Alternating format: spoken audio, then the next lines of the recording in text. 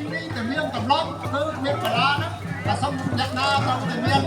anh nói chắc đang sông chơi chơi mò đông tây dân chơi ốc thóc bằng số bàn thức là thóc bằng số ở quân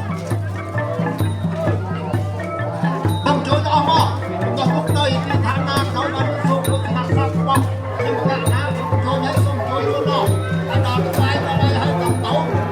sông nước sông qua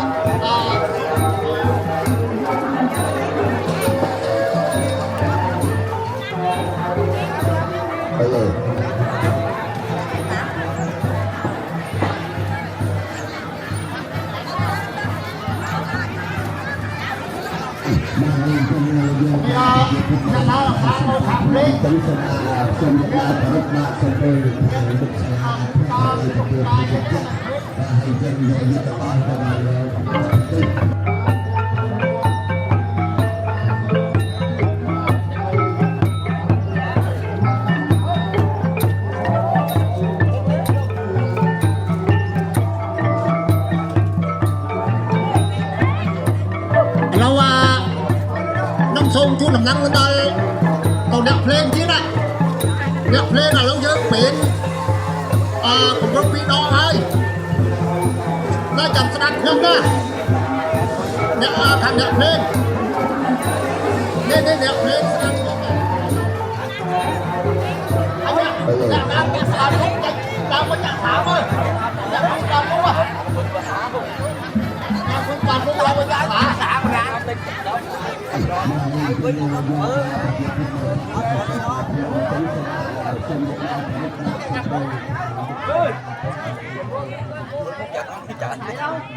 Hôm nay cái thùng chịu đón là du lịch bị mình tới 5 chiếc keo. Hẹn gặp anh em tại Sóc Trăng. Đâu sẽ thả đâu hay gặp đi. Đi ra hai rồi. Cái đồ coi nè. Mày đừng phải. Quay lại cho ông này quay cái đốm là sao chứ? Cái đốm nó sao vậy? Đúng rồi. Coi thử lù có đốm này giống con này không? Hành vô nhà vô ở thế nào? Không bảo này cô kêu bắt nó bay thằng này có lỗ lục cái cao âm thì cao con quan cái còn không đúng ban bỏ mày sầm rái kia sạt tha po lâu xong ngày nắng tạ thuốc xong còn mình lo luôn on tam phục liêm lót của kia như đây cả miền liệp trong miền liêm khu ban chủ quan kia cho mấy thoại đó bây giờ chúng ta đã xong chui lốc và giúp mà sạc bôi kia hãy xôm lúc chui tàu tam thay và xa cà phê ôi côn một tung cỏ chui tôi phải biết người kế cái lúc chi chấm đẹp màu bàn đối sẽ cái này là thằng nào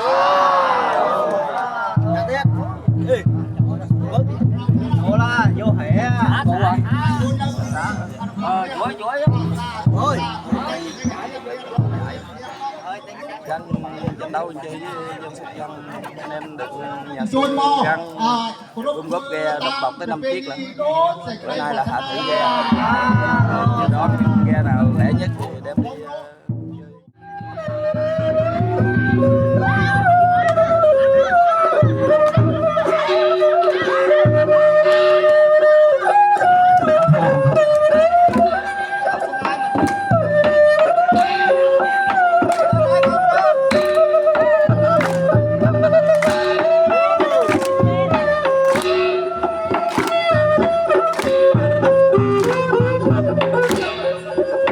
Woo!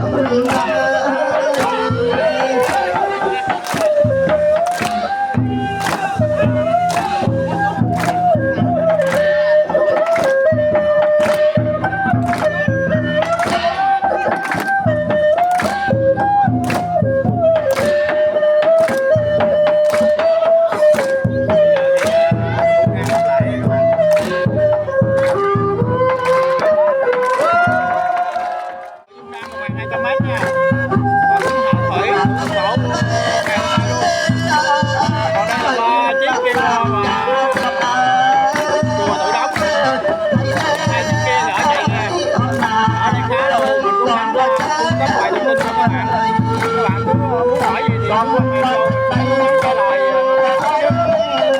ะก้อนมาเตียใจ